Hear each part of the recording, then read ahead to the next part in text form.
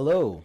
Welcome to the third episode of Just Cuz, the podcast where two cousins discuss things that they love. Just cuz. Today we are going to be talking about some guilty pleasures. Now, Max, what do you define as a guilty pleasure? See, I had a very strange time trying to find what I define as a guilty pleasure because art as a whole is subjective, so therefore guilty pleasures or whatever someone views as a guilty pleasure is subjective. But I came down to the decision that a guilty pleasure is a movie that is fun, a really good fun time, but it cannot be fixed in the edit, in whatever it is. It's just not a good movie. I love the slightly pretentious explanation. That's excellent. um, what I decided to define guilty pleasure as was something that a majority of the world or, online space, whatever, might consider bad, but I don't consider it bad. See, I think that's also a good definition of a guilty pleasure because it's just something that you view as good or fun or whatever, and a lot of people don't. All right, so do you want to start or should I start? Because we each have brought a lot of guilty pleasure subjects. I think you should start because my list is I feel like it's going to be much more varied than yours. No offense to you, just I feel like I went balls to the walls crazy. Whereas I just thought of a lot of mainly action movies. And the first movie that I've brought in, which is the first movie I thought of as a guilty pleasure, and it's the movie that I thought of as a guilty pleasure immediately walking out of, and that is Aquaman. Ooh, okay. Okay, explain. Okay, so Aquaman, there's a lot of political reasons why you shouldn't like this movie, including an actress, but I won't get into it. I'll just say she's not a good person. As far as dialogue goes, this movie isn't great. As far as characters go, this movie isn't great. No, it's really not. But I love this movie. I've watched it so many times. I love the action. I was trying to think of something else that I love, but it's just the action. You know what? I'm going to say this. I very much disagree with you. I think that the dialogue in this movie is amazing. Did we watch the same movie? Amazing in the sense that I would listen to it on repeat forever because of how crazy it is. It's the moment where they start playing Pitbull's version of Africa when the characters are going to Africa. God. Why did I block that out? It's like, yeah, no, this is... Why did I block that out of my memory? Well, that being said, the third act of this movie I love. And that's a trend you're going to see a lot in the movies that I've brought today. They may not be good, but the third acts, okay, why don't you go ahead and quickly synopsize the third act of Aquaman for us? Okay, so he's got to fight Ocean Master, all that fun stuff. Patrick Warburton. No, not Patrick. One of the Hollywood's Patricks. He's the villain. The one that everyone knows but doesn't really know. So they have to fight. Aquaman's on the losing side, and then through a series of events, he gets his classic armor, the gold and the green, and he goes out riding a Leviathan to this battle, and he commands all of the fish in the sea, which obviously Aquaman's going to win a fight in the ocean because he's overpowered. I think the on-land fight is so incredible because after seeing all of that ocean CGI stuff, which isn't as good as Avatar Way of Water, it's still incredibly fun to watch. The CGI isn't perfect, but it's great. There's some crab people, and they look amazing. I think Djimon Hounsou is in that movie as some sort of fish man. He plays 3 different characters in the DCU. No, I think just 2. He plays another character in the MCU. Who does he play? Wait, I forgot. He's just some fish guy, and he says, "I won't go to war with you, Ocean Master." And then Ocean Master kills him. And then he turns to his daughter, and he's like, "You're going to go to war for me." And then the daughter's like, "Okay." Oh, okay. Yeah, I remember. That was not very memorable. Direct dialogue from the scene. So I thought Aquaman was a very fun time, but it is a guilty pleasure for sure. Now, what is your next movie? Okay, well, my list is not exactly in order, so I'm gonna jump to my first guilty pleasure. I'm gonna ease you in. First is Fantastic Four 2005. Oh my I goodness. love this movie, Max. Oh my god. Okay? It's absolutely terrible, but I love it so much. When I was a kid, me and my brother would watch this movie nonstop, and I would be Sue Storm and he would be Johnny Storm, obviously. And oh, we just had the best time, and it's such a fun movie. It's like it is the most accurate adaptation of the Fantastic Four today, and by accurate I mean they get their powers from space. That's pretty much it. There's also the never seen 90s movie, but I will say Fantastic Four 2005 aged like a fine wine. Like a fine wine. Oh my god, it's so good. I love how absolutely absurd it is. I love how truly depressing Ben is, like the entire time. Like he literally tries to kill himself in it. You don't remember that, did you? Oh my god. Ben, literally that amazing scene that everyone remembers where Sue takes her clothes off on the bridge. The reason they were on the bridge is because Ben was gonna throw himself off the bridge. Ben is such a good character in that movie. So good. And he's Jewish. He's Jewish in that. They don't make it, wait. They made him Jewish in the shitty new one, didn't they? Honestly, I don't remember the new one well enough. I don't remember either. The only thing that I remember from the new movie was that Miles Teller did the Reed Richards shapeshift by stretching his face, and I really liked that.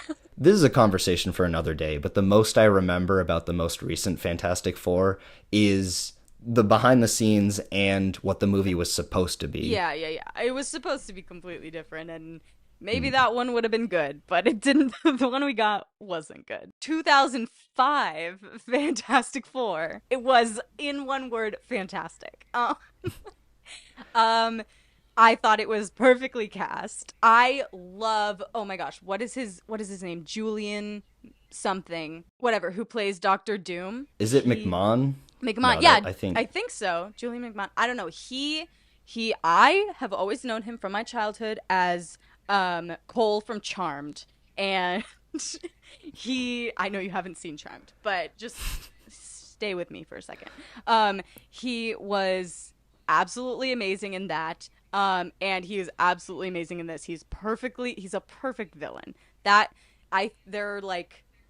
are a few people who I think should always play villains, but I think Julian McMahon and Mads Mikkelsen are two of them off the top of my head.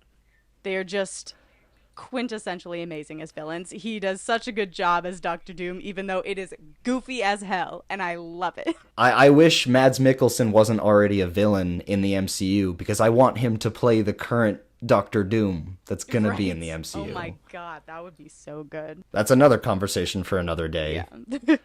Who said there aren't doppelgangers in the MCU? They can have him back. No. But it's funny that you mentioned Fantastic Four from 2005, because it's not on my list, but I definitely thought about it. Both of those movies. Mm-hmm. The Rise of the Silver Surfer, I would argue is better than the first. I love The Rise of the Silver Surfer. I do. And I almost put them both on this list, but just jumping in, like, if you were trying to fall asleep and you're going to put something on, what are you going to put on? You're going to put on Fantastic Four 2005. You're going to put on the first one. Rise of the Silver Surfer is too interesting. I'll give you that. It's better. It's better, so it's less of a guilty pleasure. This one is more of a guilty pleasure because it's worse, and I love it. And I just love their goofy-ass Fantastic Four family dynamics, because that is what the new movie totally failed to understand, is that they are literally a family. That is the interesting part of the Fantastic Four. There are other superhero teams. Let everyone else have butting head dynamics with strangers. But this is the Fantastic Four. They are a family. They need to act like a family. And in this movie, they did. And I love it. And it's stupid as hell. I love... Because even in the comics, the Fantastic Four are a family first. Like, they're not even really heroes. They're just explorers. And I hope they do that in the new MCU. All right, so since you brought two movies, I'll move on to my next topic, which is two movies. I didn't mean to bring two movies. You brought up the second one. I was trying to make a really cool transition, and you just ruined it. Fine, have your transition. I brought The Amazing Spider-Man 1 and 2. Damn it, that's on my list. Yes! Let's say Amazing Spider-Man 1 for me, 2 for you. Okay, fine. I think The Amazing Spider-Man 1 would not be a guilty pleasure if not for the one scene where Spider-Man fights the Lizard in his high school. And that's the one with the Stan Lee cameo. Mm-hmm. Like, watch that whole fight as just a YouTube clip. It's amazing. Should the Lizard have a snout and not a Goomba face? Maybe. Probably. But I still think this scene's cool. I am going to be contrarian here. I genuinely don't give a shit about the Lizard. I never did. Not in the comics, not in the movie. I didn't give a shit. I watched that movie purely for Andrew Garfield's Peter Parker, which is outstanding, no matter what anyone says. Andrew, I will defend you to my grave. And Gwen Stacy.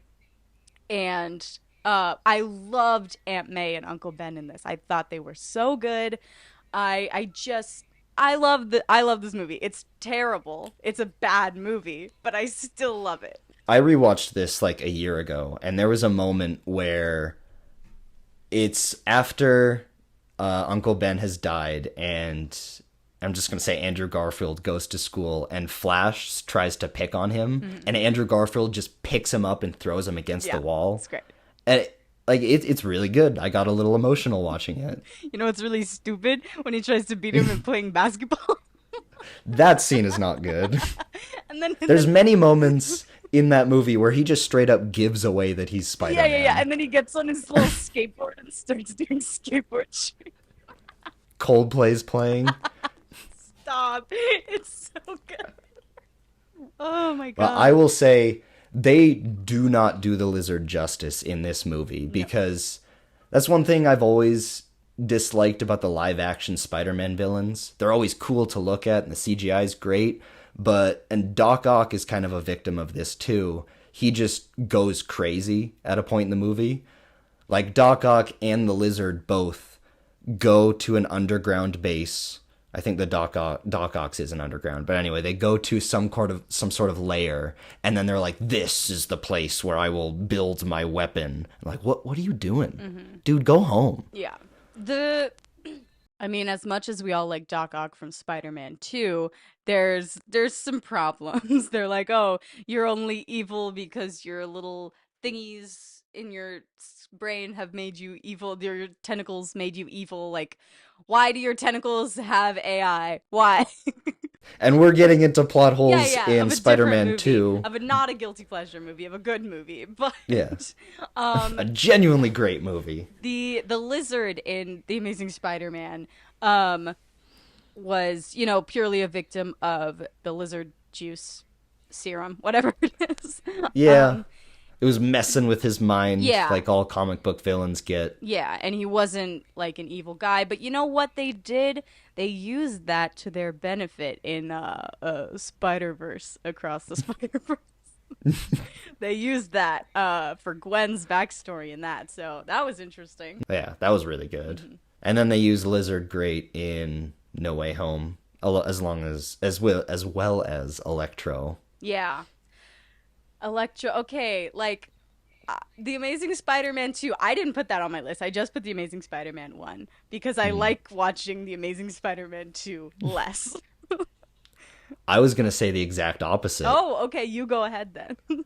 Okay, so The Amazing Spider-Man 2, I think, is longer, is way more boring, but holy crap, the CGI in this movie, we've never seen Spider-Man swinging so good. Have we? And we haven't seen it as well since. Have we? I don't remember. I genuinely haven't seen this in like a year.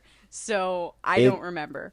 But I feel like he swings pretty well in the Tom Holland movies. So this is something that gets very pedantic, but in the in the Amazing Spider-Man 2, his suit, it's based off of skydivers, where it's not skin tight that you have no creases. There's a lot of creases in his suit, and it ripples in the wind, and the way that they use gravity as he has to climb up a web every time that he's swinging.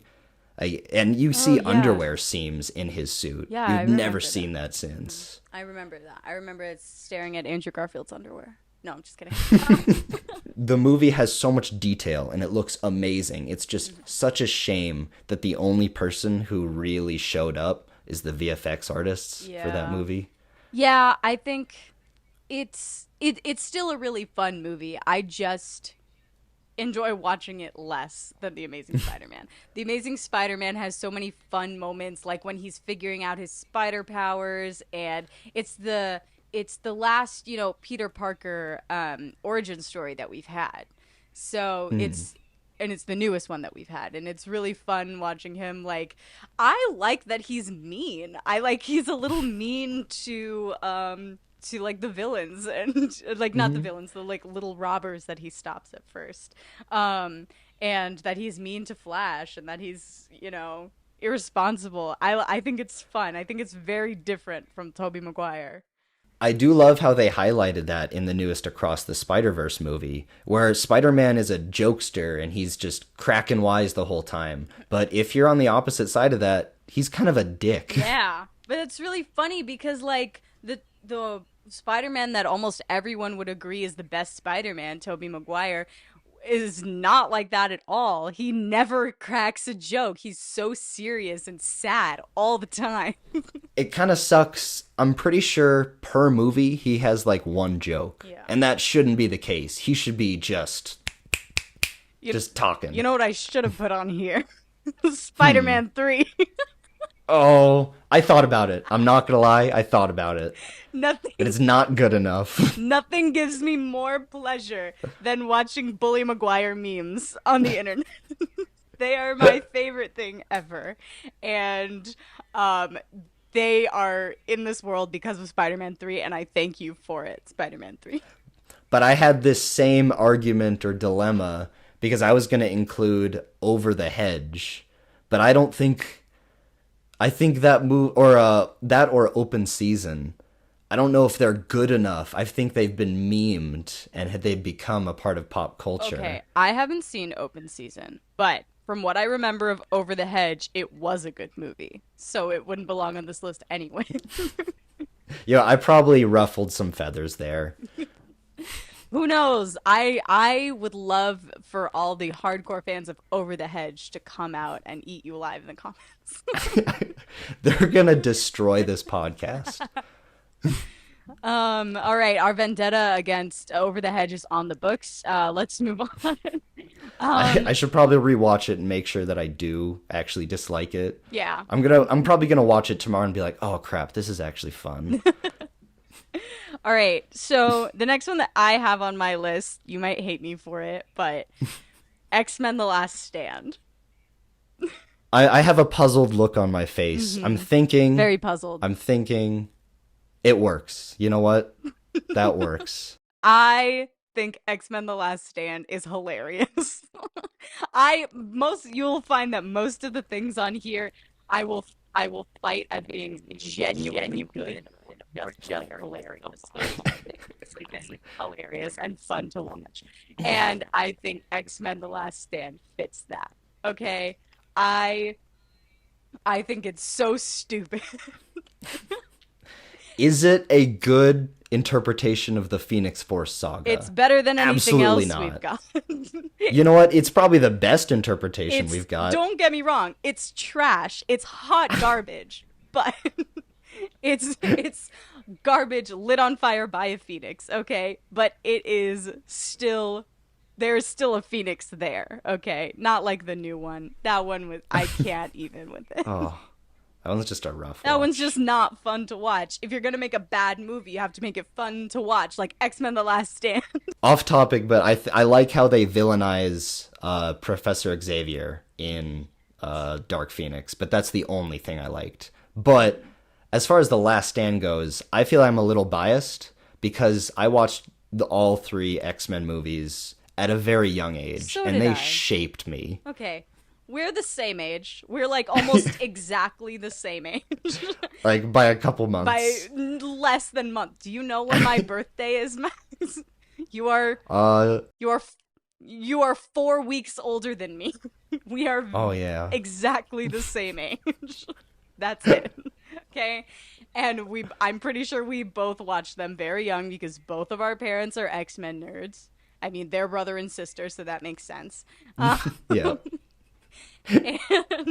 And they shaped me as well. I'm definitely biased. Definitely, without a shadow of a doubt. But it's on my list anyway. I don't care. Just even the fact that like it's a story or the finale to a trilogy where they're like having the cast because of how devastating this conflict is. Just the idea of that is great. It's just in execution, something went wrong there. Yeah.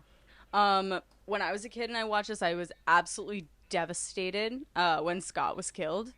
I was just gonna say the exact same thing. I will never recover. I have never recovered. And you know what? I loved the introduction of Kitty Pryde is in this one, isn't it? And they have that Yes. stupid ass plot line with Angel, and it's dumb, and I love it. I forgot about that. Oh my god. Ugh. Yeah, that's a fun one. So I guess we could move on to my next guilty Yeah. pleasure movie, which is Sonic 2. I think it might have a subtitle, I have no idea. Okay, I actually haven't seen that. Okay. Okay, I was thinking of including the first Sonic movie, but I thought, you know what? The second movie is way more fun, so I'm just going to include that one. If you haven't seen both, they are a good time. You probably don't have to watch the first one to like the second one, though. And the second one, they just do the thing. It's a Sonic adventure where he's trying to get some gem or MacGuffin, and he's got to face Knuckles and Professor Robotnik, played by Jim Carrey. I love that. It's great. I did know that from the advertisement. I love that Jim Carrey is the villain in this movie. Jim Carrey kills it, too. Of course he does. Like, a lot of the time, he's the only live-action person on screen, and you don't even really think about that, because he's just doing his thing. I expect absolutely nothing less from Jim Carrey.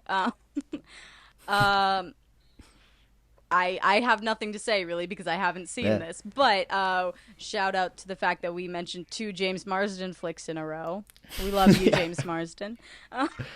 James Marsden also just goes on a lot of road trips with CGI animals, so it's gonna happen. We're gonna talk about him a lot. Maybe we bring up Westworld. I don't know. Maybe we bring up Enchanted. Who knows? But those are good things, so they probably wouldn't. Yeah, be yeah. on Both this of those are not guilty pleasures. We need to be clear. So I think the only thing that I could bring up about this movie is the fact that I watched them so many times because I like sequences where super fast characters are going and everything else is still. Like, narratively, it kind of ruins any sort of suspense, but I love watching those sequences. And Flash, Sonic has a lot of them. Oh my god. Okay, sorry. Slip of the tongue there, just a Freudian slip. Nothing similar about those 2 characters. Yeah, there's nothing much else to say about Sonic 2. It's good. Go watch it if you want. Then we're gonna move on. This is my last movie thing that I have on my list, and it is Venom 1 and 2. Oh my god, I have that on my list. Yeah. I thought that might be the case. When you said Amazing Spider-Man, I was like, I gotta top him with this one. I gotta say it before he does. You gotta get in before. So I guess let's talk about Venom 1 first. I think Flawless. right from the get-go, Flawless piece of film. like, this movie just doesn't work without Spider-Man. Venom does not work without Spider-Man. No, of course it doesn't. It makes absolutely no sense. But Tom Hardy is a gem in it. He acts his freaking ass off. And Venom is fucking hilarious. I'm sorry. Like, Venom. It's so funny. And I love how we're getting ahead of ourselves, but the sequel just goes so Yeah. much further into the comedy. I think we can talk about them as one entity because that's how I view them Yeah. in my head. I I like I very much see Venom as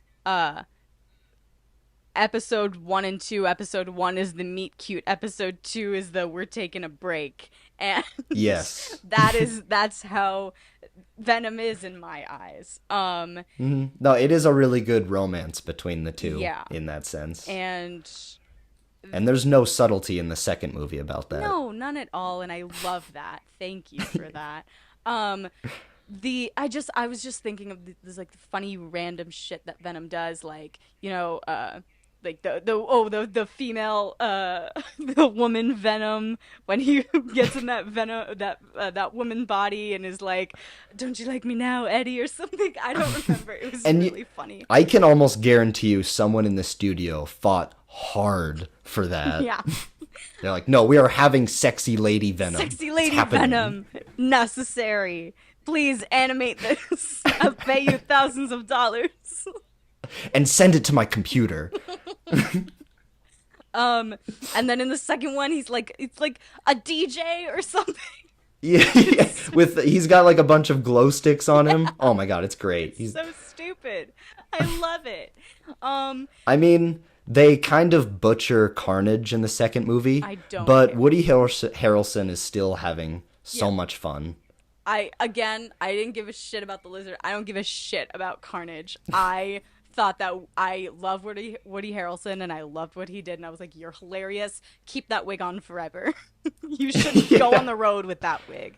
It was He should have had the wig at the end wig of the first at the end movie. of the first one was even worse. That wig was so incredible. It tipped back over into the scales of it's so bad it's good like twice. It Exactly. circled around Yeah. that many times. He, in both of them, in the clip from the first one, or in the ending scene of the first one, and in the second one, he reminded me of two different iterations of It from the Yes. Stephen King novel It.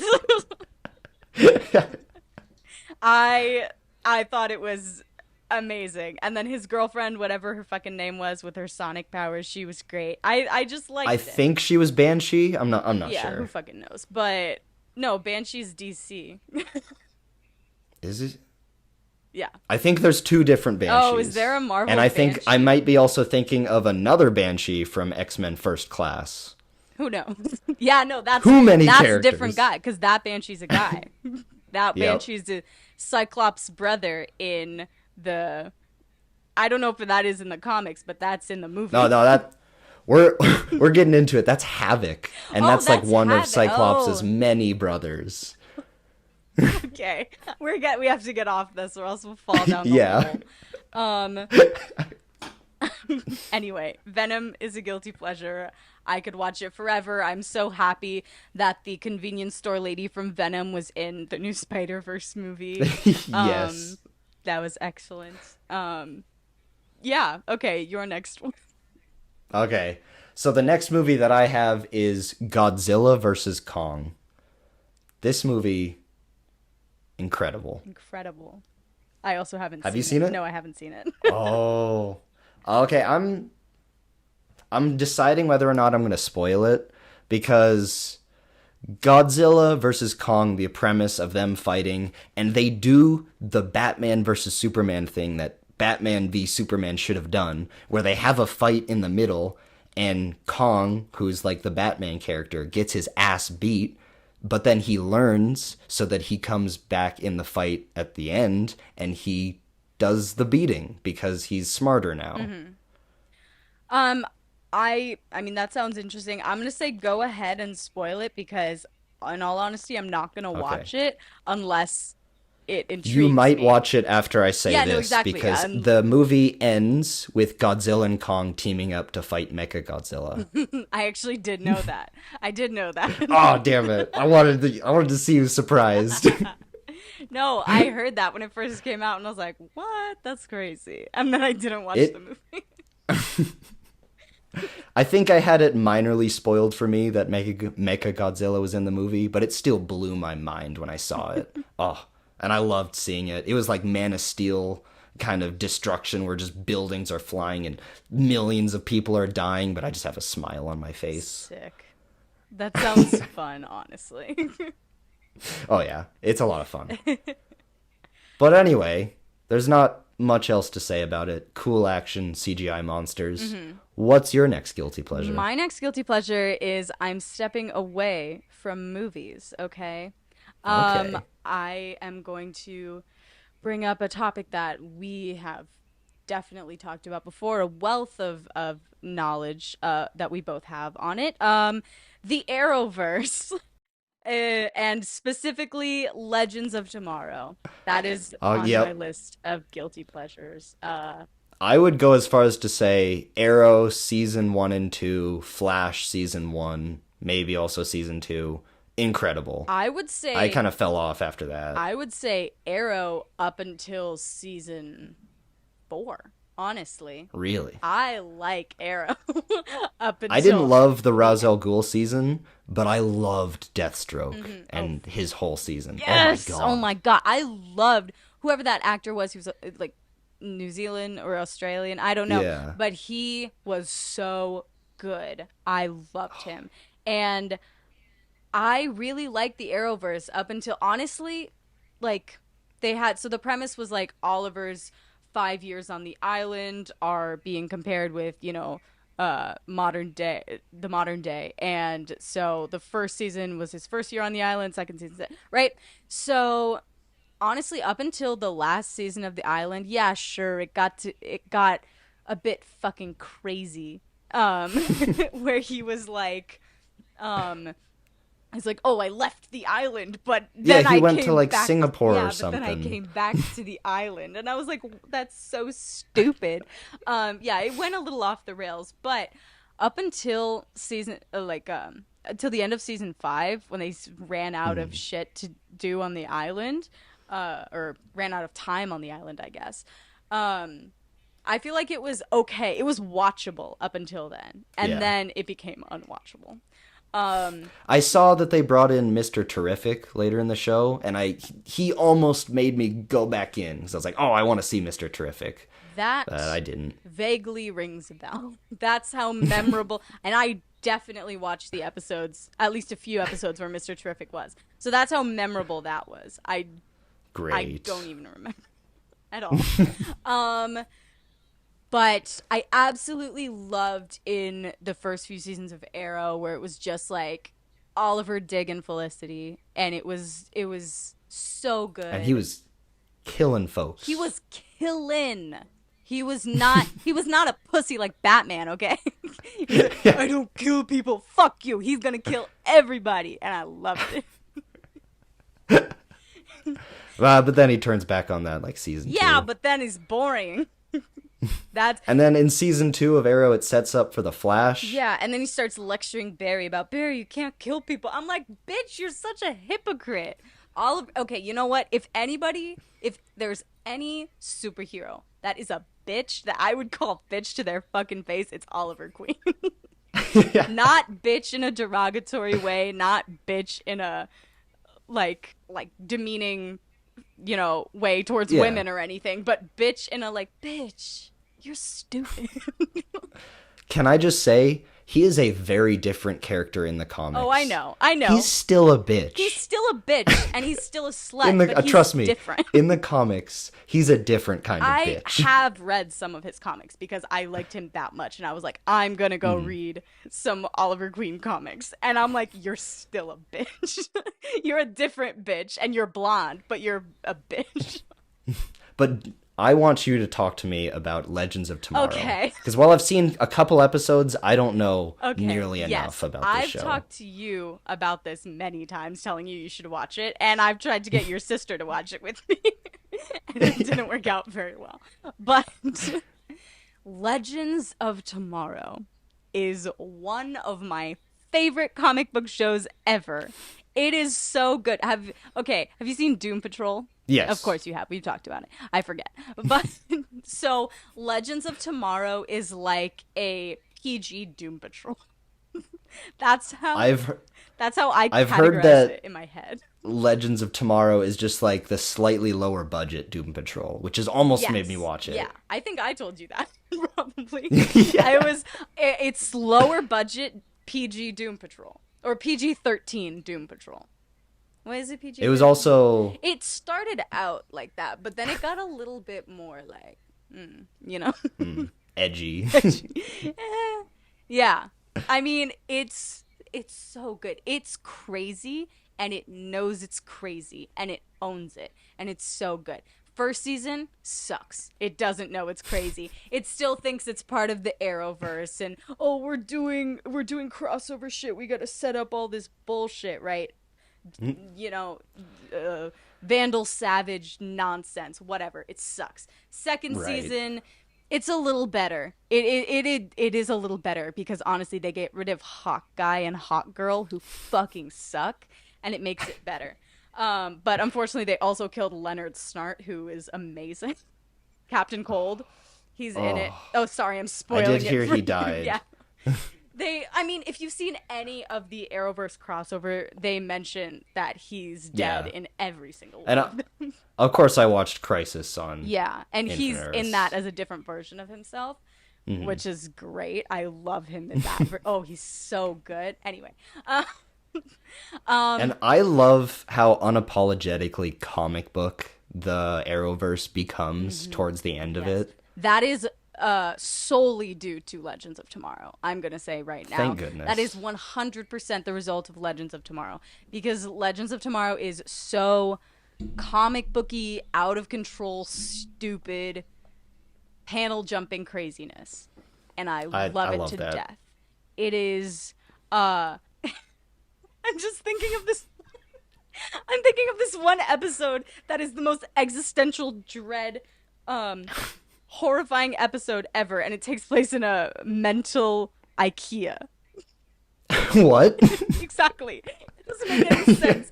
It takes place in Captain Sarah's dream of IKEA or something, and it's so good.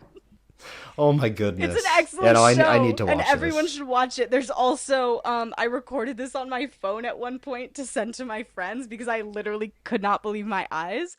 But there is a time curse broken by the power of gay love in in the show. Like, it Sweet. happens. Like, two characters kiss, like Constantine kisses his boyfriend, and then a curse is broken. I'm like, what the fuck just happened right now? This is amazing.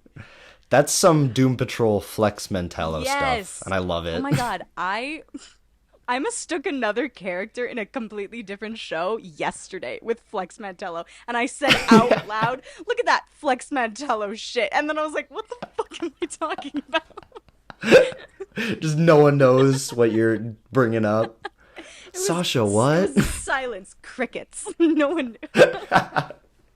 Anyway. Anyway. Watch Legends of Tomorrow. It was unjustifiably it was unduly canceled.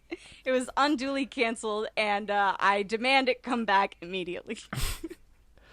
The listener and me, we will watch Legends of Yes, Tomorrow. do. They were just, you know what they introduced in the last episode before they were canceled? They introduced Scooter Gold, played by none other than Zach Braff's best friend. What's his name? Scooter Gold? Yeah. Is that his name? Scooter Braun, Do you maybe? mean Booster? Booster Gold. There it is. Okay.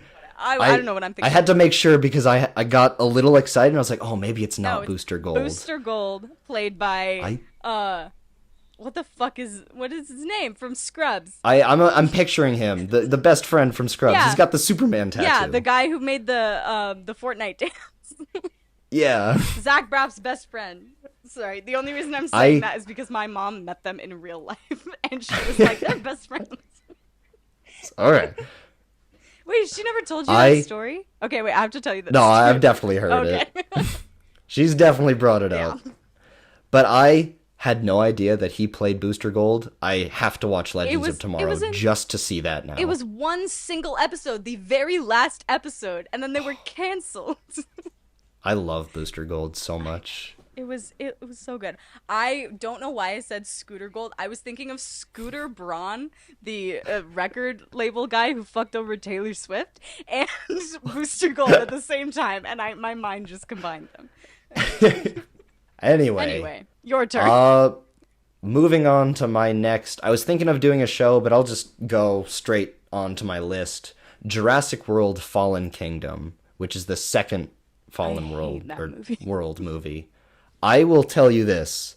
The beginning, where they're getting dinosaurs off of an island, fun, not good at all. It's genuinely boring because I don't care about dinosaurs. Like, it's sad seeing that Brachiosaurus die, but honestly, let him die. I don't care. But when they get to the spooky, haunted dinosaur mansion, oh, I love that. I'm glad someone did. I have so much fun. I rewatch that second half of the movie at least once every 3 months. Wow. That's, you actually like that. Wow, okay. Yeah. That's dedication. I hated that movie. Yeah. I hated it so much. So I don't really have anything to say about it. I will say this one comment and then we can move on because I'll agree with you. This movie is utter crap. When the whatever new dinosaur they made for the movie is climbing up on the roof of the mansion and it screams to the moon like it's some wolf or it's like on Luigi's mansion or some. I love it.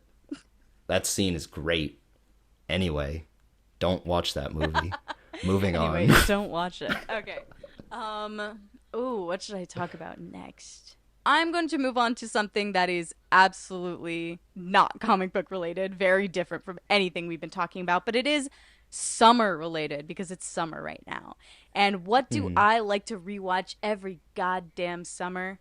Well, that's Nickelodeon's H2O Just Add Water. You guys can't see Max, but he's dying. I've only ever seen clips of this. I'll give it to you. It's a guilty pleasure. You'll know it by the Nor Cleor from TikTok. I have nothing else to say, so if you have any H2O specific scenes, Just Add Water is such a good bad show. It is the best bad show I've ever seen. Okay? It is so bad. But it has such production value. And I'm talking about the mermaids, okay? If you're like me and you ever wanted to be a mermaid, right? You ever wanted to live in the ocean or whatever. That's what mermaids do. yes. If you didn't know. And when I was a kid, I was just absolutely obsessed with their tails because they were like not the kind of mermaid tails that you see in like any other live action mermaids, like, you know, like just like a bodysuit and then you can see their feet and their knees bending in the while they're swimming. No, it's like actual, like they made model casts of the girls' bodies and they made these like crazy sculptured tails that actually swim, and they actually like give you so much like one of those flippers like divers have, and they give you so much distance while you're swimming. They can get cut through the water so quickly, and I was like, I gotta have one of those. I was like, Mom, order it on Amazon. There was definitely some practical visual effects artist or the production designer or someone who was just like, you know what? I'm going to make this sing. I'm going to make this look so cool. It's like the Sue Sylvester meme. It's like, I'm going to make an environment but not toxic. I'm going to make an environment so mermaid friendly.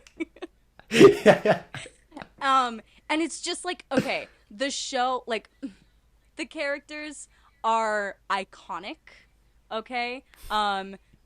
The main mermaids, I'm gonna explain the show to you a little bit, just for a quick second, okay, because you've never seen it. Because I have no idea about like the subject of the show. So the show is about 3 normal girls, Emma, Cleo, and Ricky. And they live on the Gold Coast in Australia, so they have terrible Australian accent. No, it's their real accents. I don't mean to insult them with their actual accents. Yeah, everyone with an Australian accent, you sound dumb. Oh my god. We're gonna get canceled. Your heroes from Mr. Sunday Movies will never talk to us. Yeah. No. Anyway. So they have terrible Australian accents. And they they get stranded on this island and they find this pool inside a volcano. And Okay. they get into the pool because they're trapped. They're trapped in this like cave, and the only way out is to swim, right? I'm not gonna ask. They fall down a hole. It's really bad acting. It's hilarious. They get trapped in a cave, and they gotta swim out to the ocean because this pool is connected to the ocean, right?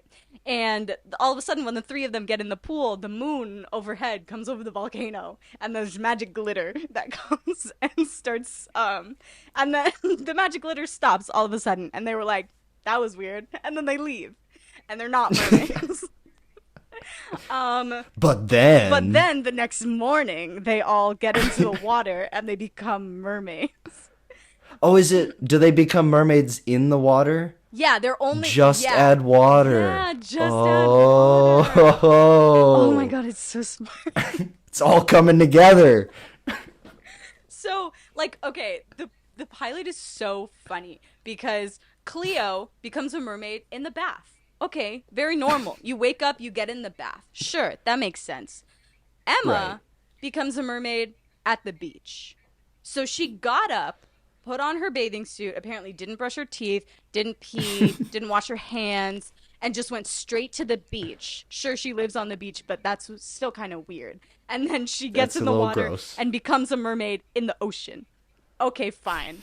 Whatever. I can buy it, you know? It's explainable. But then, Ricky is outside in the morning. She is completely dressed. It's not wearing the same clothes from yesterday, wearing brand new clothes, so she has changed clothes, and she has changed her hair.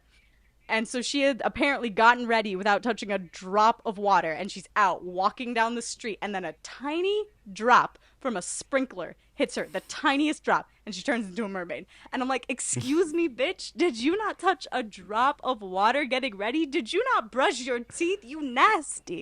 Okay. Did you not wash your hands? Did you not wash your hands? It's a really interesting show. Because there's also another character, there's Lewis, and then later they add, like, terrible characters like Zane. I was hoping there would be 4 so that I could make a Teenage Mutant Ninja Turtles joke. There is a 4th mermaid because in the third season, Emma leaves. She's like, I don't want to be in this show anymore. So she leaves, and she's replaced by a different mermaid, Bella. And most of the fandom doesn't like Bella, but I do, so fight me. But...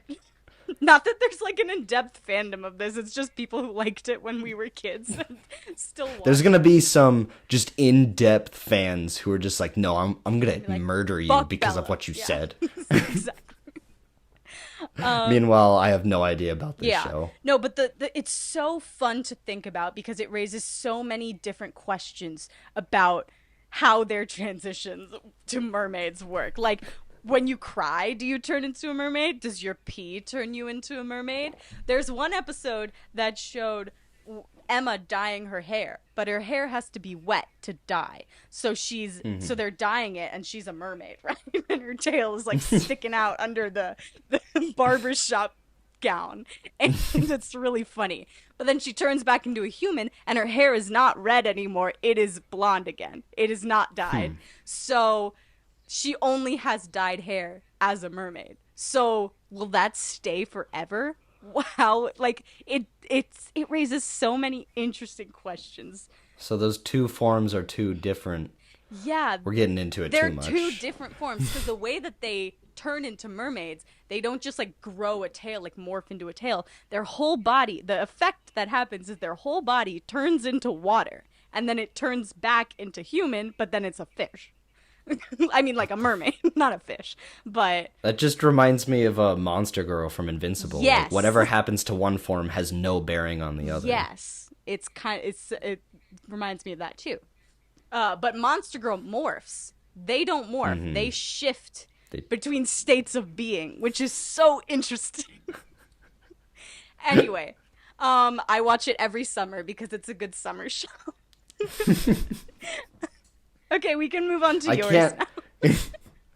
Okay, my next recommendation, Rogue One. I talked about earlier with third acts that I love. I disagree. I think Rogue One is a good movie. I don't think it's a guilty pleasure. So this is the first movie on the list that we've had this. It is. It is. I think recently Andor has retconned Rogue One into being a better movie. But I think, and like I said at the way beginning, when a movie cannot be fixed, it's a guilty pleasure, and I'm not sure how to fix Rogue One. For me, the thing about Rogue One is I enjoyed watching it. I enjoyed the third act, like you said. And I enjoyed the character building. I don't think necessarily there's enough that needs to be added to the movie to fix it. Or, I mean, if you're gonna fix anything, I'd fix Tarkin. I wouldn't have Tarkin be there. It's just creepy. This isn't my idea, but just have Tarkin as a blue hologram. Then it works. Yeah, as a hologram, or just cast make it someone else as Tarkin. No one would care. The fact that you sunk so much money into that, and it looks super creepy and just reminds everybody of a dead actor, it's not fun, guys. But beyond that, and this is even divorced from the third act, even though the third act looks really cool, this is the best looking Star Wars movie we've ever had. Oh, it's fucking beautiful. And you know what? I would fix about it. Let's hear it. Rogue One makes Darth Vader even more inconsistent than he already was. In his very few scenes in Rogue One, Darth Vader is awesome. And Darth Vader is not awesome in the prequels. I'm sorry. I ran out of that theater screaming because of the way that Darth Vader went through that hallway. But if you think about his next fight being with Obi-Wan, where he's like tippy-tapping his lightsaber against each other. I'm sorry. Yeah, it's not great. The fact that is supposed to take place, what, like 5 days later? Yeah. The fact that he walks through that hallway, or he fights through that hallway, and it's the coolest goddamn shit I've ever seen. And then he steps through, and on the other side of the door, he is like, he's just a big oaf, and he's just standing there, and he doesn't do anything. And it's too much. And that's a result of the technology in the 70s versus technology nowadays. But they could have melded it better. Nah, I don't regret it. I like that. It's super cool. It's so cool when he shoves the guy on the ceiling and then cuts another guy, goes back to the guy on the ceiling and then cuts him in half. Oh my god. Yeah, the reason that I wouldn't classify Rogue One as a guilty pleasure is because, like, I don't think there's anything wrong with the plot. I like tragedies. I like things that have so much setup and then don't do anything with it, not because they didn't think it through, but because circumstances change. And whoops, you're all dead now. And I like that. No, I love everything about that. I think, and like I said before, it's rectified by Andor. I wish I cared more about these characters, especially as they died. Yeah. I cared a lot about K2SO. I cared a little bit about Jin, but not really. I really cared about that blind guy. I forgot his name, but I cared about him. Just because he was freaking awesome, played by Donnie Yen. Great. And just even his character, you might be convincing me that this isn't a guilty pleasure, because I'm thinking about the work on Donnie Yen's character, on how he's this fanatical Jedi seeker, but he's not a Jedi. Like, he can kind of tune into the Force, but he can't move anything with his mind. Yeah. Like, he can just kind of see Toph style. And like I also really liked the plot line with Jin's father. I thought I was like, you know what? That's a reasonable explanation for why there's this glaring fucking hole in the Death Star. Like, why else would that be there? Like best retcons in movie history are that and Wanda in the penultimate episode of WandaVision. Like, those are some of the best retcons I've ever seen. Don't even talk to me about WandaVision. We'll have a completely different episode about that. I could talk about it forever. We could probably have a retrospective about that show alone. Should, because I would talk about it forever. So yeah, let's not talk about that, because we will talk about it for hours. All right, if you don't have... I can't think of much else to say about Rogue One. Yeah, I was going to say, if you don't have any more to say, I'm going to move on. Yeah. I've got She-Hulk on here. Okay. But I don't know if it's a guilty pleasure, because I don't think it's bad. I'm going to argue with you. Well, and I'm going to say... I'm going to loop Falcon and the Winter Soldier in with this, and I'm probably going to take some heat. But Falcon and the Winter Soldier showed up to be just a TV show about propaganda and people punching each other. And that's what it did. She-Hulk showed up as a sitcom that was supposed to have an A and B plot each episode, and it was supposed to be fun. And that's what it did. No, and I completely agree with you. The reason that I put it on this list was because so many other people deem it a bad show. Mm-hmm. But because in my definition of guilty pleasure, it was something that the audience at large might deem as bad or uninteresting, but I still like. And I honestly don't know what the consensus for She-Hulk is, because it was drowned out by the super loud assholes on the internet. Yeah. But I liked She-Hulk. I like She-Hulk a lot, and I've rewatched it since, and it is... Some of the CGI doesn't hold up, but when it does, it looks really, really, really good. Mm-hmm. Which is why when we see her in a movie later on, it's going to look incredible, because we are only going to get like 2 hours of it. I desperately want to see her meet Deadpool. Oh my god. And she would make fun of him because Deadpool copied her in the fourth wall breaking. Yeah, of course. And then also, I just think it's absolutely amazing that she fucked Daredevil. I'm sorry. I thought that was so funny. I was completely not expecting it. I was expecting Daredevil to show up, sure, but I wasn't expecting them to bone, and it was incredible. Like, easily the best episode when Daredevil shows up. Him walking home in the walk of shame, holding his Daredevil boots. Oh my god, that was so funny. And just the fact that they made Daredevil more comedic, like, he can be dark and depressing, and he's talking about how his religion is hurting his morality or whatever, but he's also just a rootin' tootin' fun weird guy. Yeah, he's a fun guy. Yeah. You put him in a little mustard yellow and he gets all jazzy. Yes. All right. I don't have much more to say. Just She-Hulk, I think it's a great fucking show. I think that's a perfect transition, because my next subject is the show Defenders. I almost put that on my list, but I didn't. I was going to. I like the Defenders.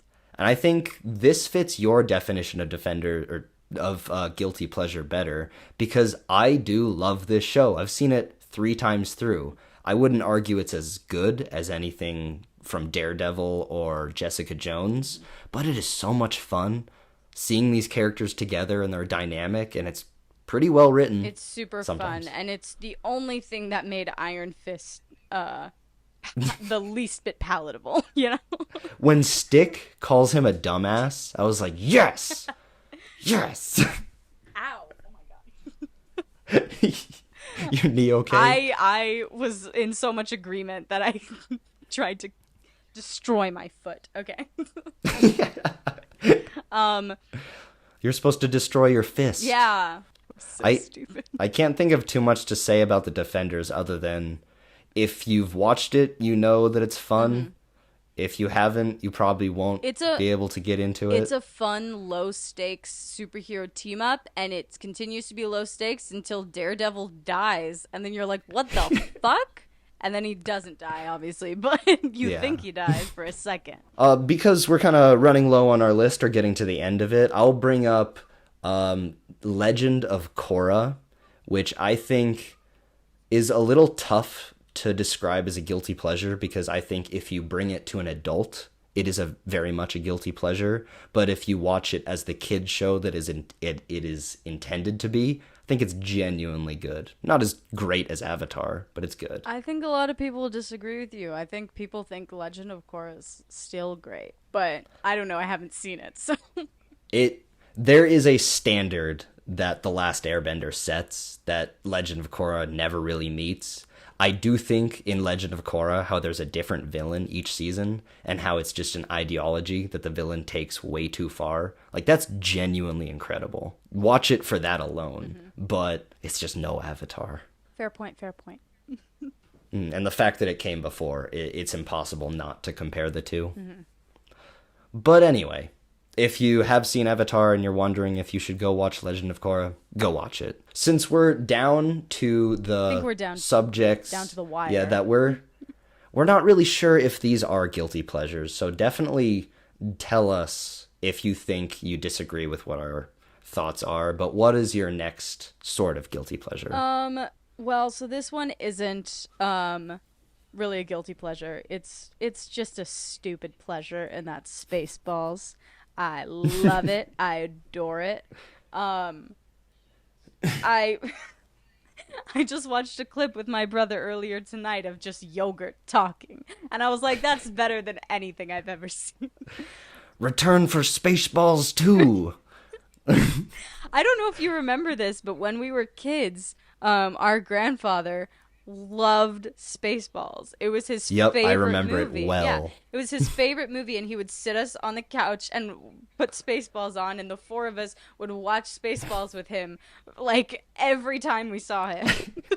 I love Spaceballs so much, and I think it gets a lot of wiggle room because it's a parody, but I think it doesn't even need that wiggle room. It's great. It doesn't. It's great, and it's stupid, and it's doing exactly what it's set out to do. It's the Monty Python and the Holy Grail of Star Wars, and I love it. Yes. It is so much fun. Yes. All right. So, I'm going to just combine my last two into one, because I basically thought of them at the exact same time. They're not the exact same movie, but Tremors and Deep Blue Sea are, like, kind of thrillers, but they're more comedies about this. One's a shark, one's a giant worm, and they're trying to eat people. And we gotta stop it. And it is such a fun watch, both of them. Okay. I haven't seen either of them, so. Highly recommend to watch. I would even say, like, I had a difficult time putting them on the list simply because they're just good movies. I think Tremors is better than Deep Blue Sea, but that's just my humble opinion. Okay. Good to know. My last thing on my list is something that I'm rewatching right now.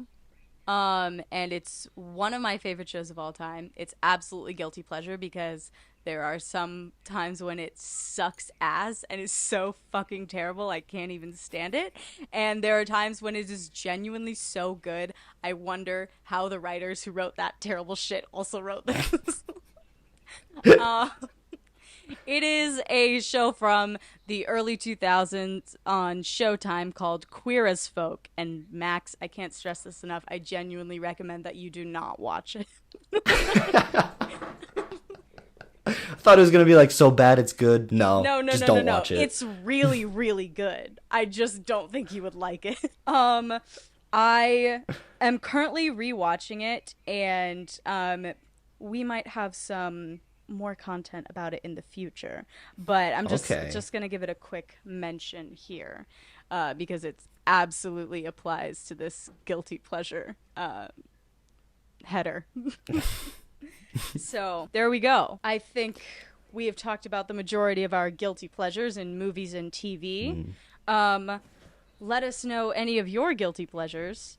What do you think a guilty pleasure is? Do you not agree with our definition? Yeah. Do you think some of our guilty pleasures are incredible movies? Tell us if you think we're stupid.